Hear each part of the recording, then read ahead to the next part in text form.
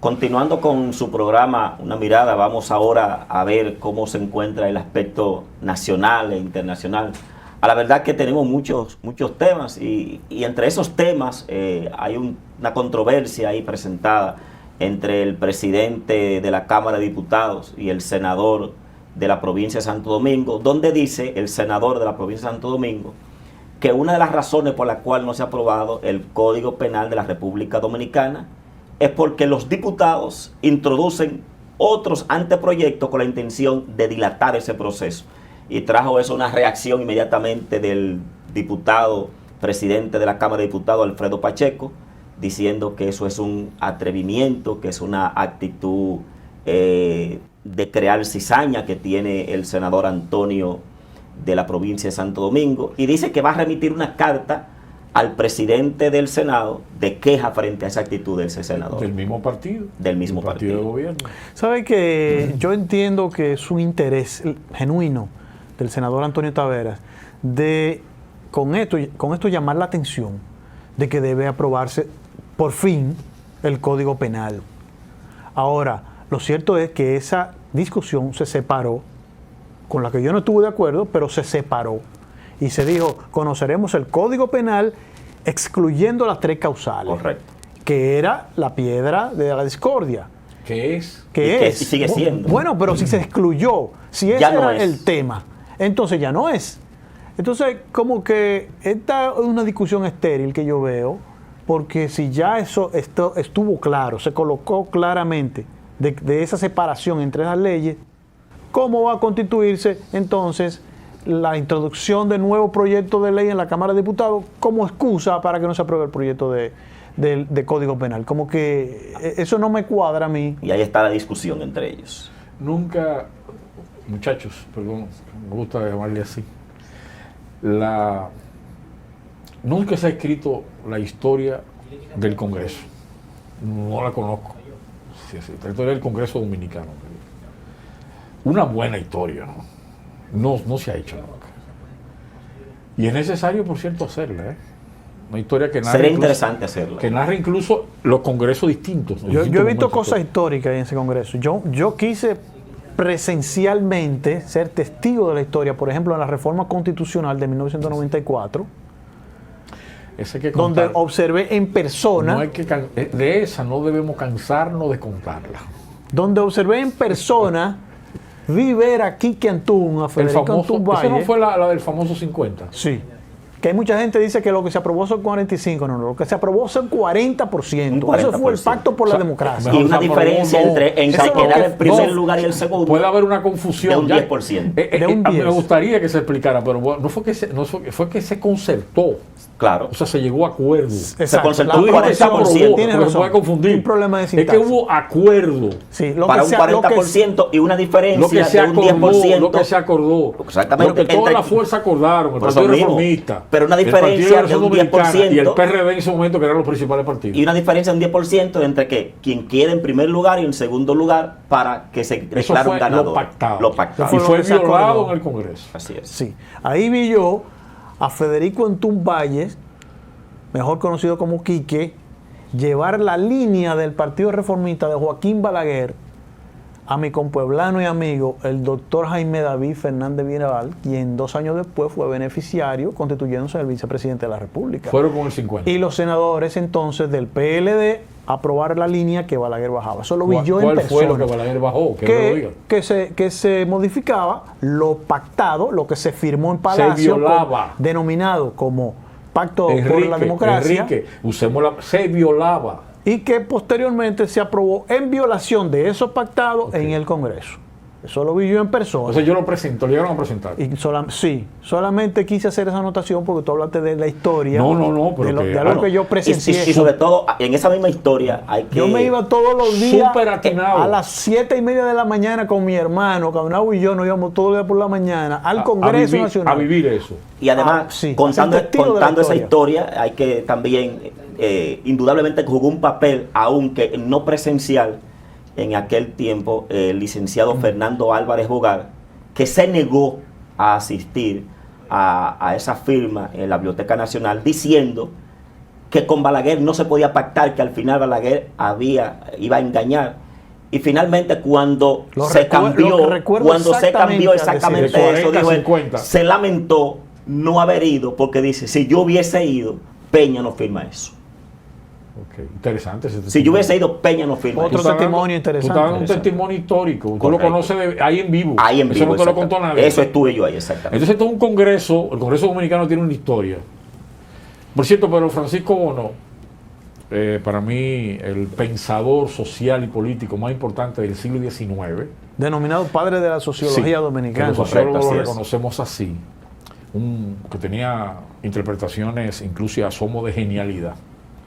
Principalmente autodidacta. Por eso yo respeto mucho a los autodidactas, los que estudian por su cuenta. Tengo un gran respeto. Tom Bosch era un autodidacta, por ejemplo. Claro. El autodidacta por excelencia, dominicano. Por excelencia. Así es. Oficialmente nada más llegó al segundo bachillerato. Eso fue el único título, que no es título, sino Junior, que llegó. Anota ahí. Entonces, aquí se están dando datos históricos. Amigos televidentes, anoten ahí. Junior es uno de los técnicos nuestros aquí. Muy dinámico él y muy ágil. Pues resulta que él se inventó le llamó Congreso Extraparlamentario. Él se lo inventó y comenzó a escribir unos artículos sobre un congreso imaginario, una joya, en el 1890 y pico. Eso lo manejan especialistas, eso no se conoce. O sea, él creó una discusión en su mente, o sea, y lo escribió, de un congreso imaginario, y le llamaba Congreso Extraparlamentario, que salía de su imaginación. Hay momentos del Congreso fundamentales, como es en la llamada Revolución de Moca, de 1857-58, donde salió una constitución que, por cierto, se aproxima, digamos, en su modelo, guardando la distancia histórica, a la constitución del 1963 de Juan Bosch, como la 2 más avanzada en sus diferentes momentos. Por cierto, la 2 no ha sido exitosa.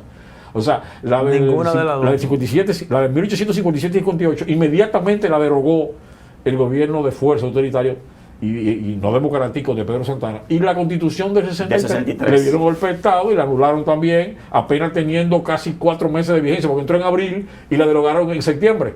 O sea, entonces, ¿qué resulta? El Congreso Dominicano tiene una historia muy larga de muchos acontecimientos, incluyendo algunos trágicos, lamentables, ya en este recuento rápido que estamos haciendo, que Enrique me convocó, me entusiasmó, que fue cuando el Congreso Dominicano tuvo 2 presidentes, especialmente el Senado, en el régimen ahí de Jorge Blanco. Fue una cosa dramática. Una pena. Es un dolor de la democracia extraordinaria. Que, por cierto, vi recientemente que en Sudamérica también crearon una de los parlamentos con 2 presidentes. Y hubo que negociar recientemente, creo, incluso el último acontecimiento fue en Honduras, creo. Y que había una controversia de que quién le tomó el juramento al presidente, porque había dos que se habían electo, que me recordó eso, porque esta república, por eso algunos le dicen irrespetuosamente a veces república bananera, cosa que me duele, pero bueno, es que nosotros tenemos que poner el ejemplo. En definitiva, ¿cuál es la lección que tenemos que sacar de esto? Que el ejercicio congresual y parlamentario hay que tomárselo en serio. Y este Congreso tiene la oportunidad de asumir una agenda de ejercicio democrático, coherente y respetuosa. Es normal que el Congreso se discuta, ¿eh? Claro. Es normal que haya contradicciones. Es para eso. Es para eso. Muchas gracias. Por eso se llama parlamento. Hablar. Y hay que tener diferencia. Y eso es normal tener diferencia. El Congreso está para eso. Un Congreso no puede... Es para eso. Yo estuve, cuando tenía 22 años, viajé a la URSS, a propósito que está de moda ahora en la versión Putin. Vamos a hablar de eso en un rato también. Sí. Y todo era unanimidad. Yo tuve un viaje, fue momentáneo, apenas 2 semanas, y ahí todo se aprobaba unanimidad. Yo le cogí una fobia a la aprobación unanimidad, porque donde hay aprobación unanimidad, no puede haber realmente ejercicio democrático. No. Porque es que por lo menos alguien tiene que tener la contradicción, alguna disidencia y alguna posición neutral. Entonces es normal que se discuta en el Congreso. Mira, Alejandro, y quedándonos ahí mismo en el Senado, y hablando la clave, ¿cómo se discute? Y hablando de senador, y hablando de Antonio, en este caso, ¿verdad?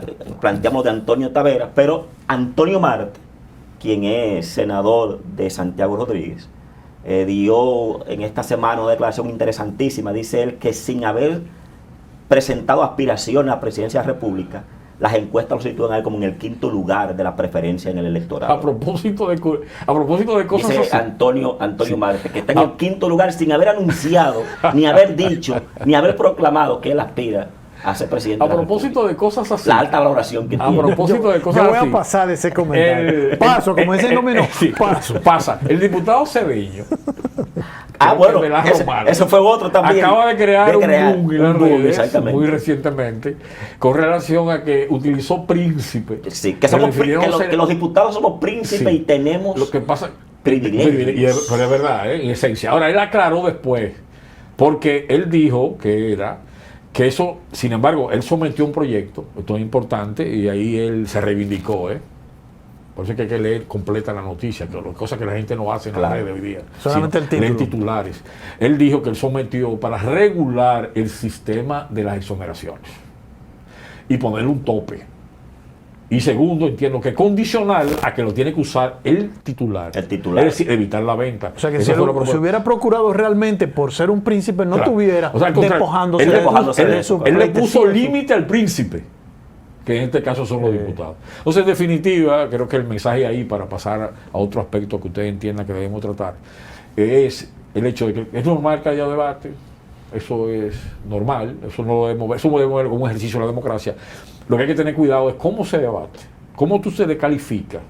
Y la improductividad, como el caso del Código Penal, que es una improductividad que ya carga décadas y no acabamos de resolver. El partido de gobierno dijo, la solución es sacar el tema de Separar. las causales y conocerlo en una nueva ley, una ley distinta. Y de esa manera aprobaremos el Código Penal. Señores, el Código Penal no ha sido aprobado ni conteniendo las causales, Ni separado. Ni separándolas. No hay forma. Esa es la realidad. Entonces, el partido de gobierno que conforma mayoría debe dar una respuesta a ese tema, Y a eso se le suman otras leyes importantes, aunque hay una como que, la ley de extinción de dominio, que Esa. está conociendo, que hay que asumirla. que la ¿Cómo se introdujo maneja? el presidente Medina en su Correcto, administración y que ahora la reintroduce el presidente No fue Abinader. aprobada aún teniendo mayoría ese Sí. partido.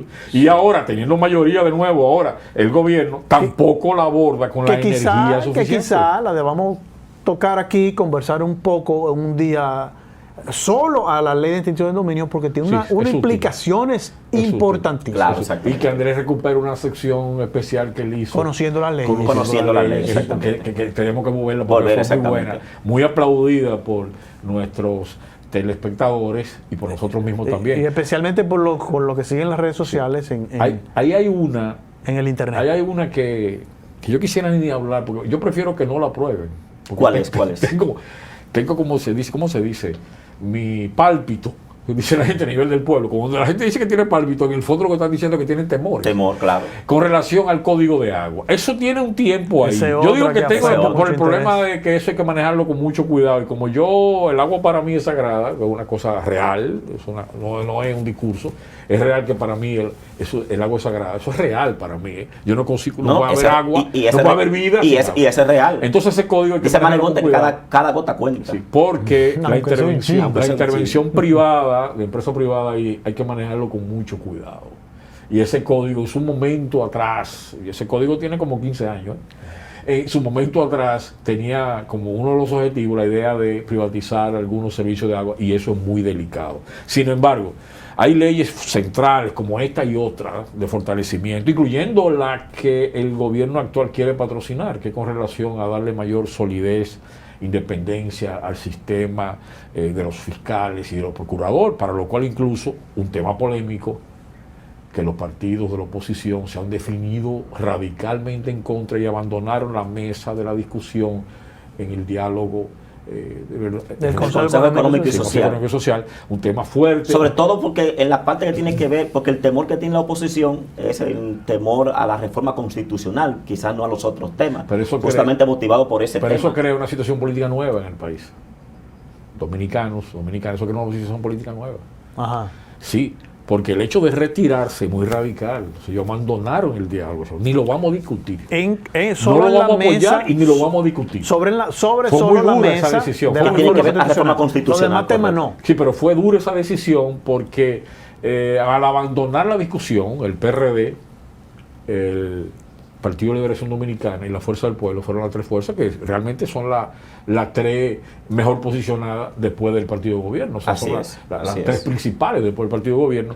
Crean un escenario de abandono total O sea, es cero. No apoyamos ninguna reforma constitucional con diferentes discursos. Por ejemplo, hay uno que quiero matizar, que es el de la Fuerza del Pueblo y del expresidente Leonel Fernández, que es radical. Yo lo voy a traducir al pueblo. Él no quiere que toquen su constitución. Para mí, permítame decirlo así, es que él no quiere que toquen su constitución. Esa es su constitución, la constitución de Leonel, él la suma así, la del 2010. Y eso no lo puede modificar nadie, porque eso es perfecto. Es una obra de arte esa constitución. Lo digo porque no es la primera vez que mantiene una línea, y ha sido coherente en eso, en defender la constitución del 2010, que en este caso es su constitución. La verdad es que ninguna constitución, ni ninguna ley es definitiva.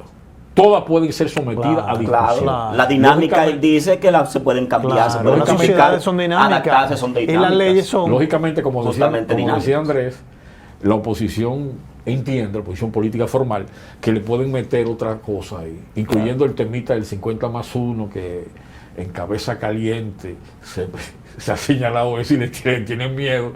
El presidente ha sido coherente y ha dicho que no, que ninguna medida en el Congreso que le sea favorable. Yo le voy a dar de nuevo una recomendación al gobierno y al Congreso, si usted me lo permite. Y cerramos con eso. Sí, no se empeñen en esa reforma constitucional. No se empeñen en eso. Eso se realice cuando se presenten las condiciones. Porque no es verdad. Eso dejaría de lado la gran conquista del presidente Abinader, que es la independencia del la Ministerio consolidación Público constitucional, porque la conquista está en los hechos y en la acción y en el margen de independencia que permite las leyes actuales. Cierto, queda sobre la mesa la consolidación en este caso. Pero se supone que si tú vas a aspirar a un segundo periodo, permíteme agregar eso, en ese segundo periodo, en otro escenario político, tú podrías jugar a crear esa reforma en otro escenario, si no la puedes hacer ahora. Sin embargo, desde el Palacio del Partido de Gobierno, queridos jóvenes y hermanos, se está planteando consultar a la ciudadanía. Algunos dicen que es llamar a una nueva modalidad de marcha verde o marcha ciudadana pro reforma constitucional. Fíjense que un escenario especie de referéndum. Fíjense, pero es llamarlo a que la Constitución le establece el referéndum consultivo. Sí, pero no, esa palabra de referéndum todavía no ha salido formalmente. A mí el referéndum me gusta siempre. Yo creo que es un recurso eso es democracia. La mayoría. Se habla de convocar a plazas a las personas y a comentarios y a crear corrientes de opinión favorable a la reforma constitucional para consolidar esa promesa del gobierno. Yo me concentraría. ¿Convocar a las masas para eso? Sí, al pueblo, a la sociedad. Eso está calientito. Eso es recientísimo que ha salido eso. Creo que eso es riesgoso. Pero si una consulta, ¿cómo se convoca a la masa? Es creación de opinión. Creación de opinión. Demostrar que tiene mayoría. Esa es la idea, la intencionalidad. Mejor que lo pongan a escribir una boleta. Procede el referéndum consultivo que dijo Andrés. A mí me parece, los referéndums son lo más democrático, lo más institucional y lo menos riesgoso. Tú puedes tener la mejor intención, y creo que la reforma constitucional en ese aspecto tiene una buena intención del gobierno. El asunto es que en política no vale solo la buena intención. La política siempre está determinada por la correlación de fuerza, por el momento y el escenario que se cree. Tú aprobar una reforma constitucional sin esos partidos no procede. Y tratar de constituir una mayoría sin tomarlo en cuenta ellos no procede. Te crea más problemas que tú dejar eso y programarlo en otro escenario y en otro momento. Así es. Vamos a la pausa.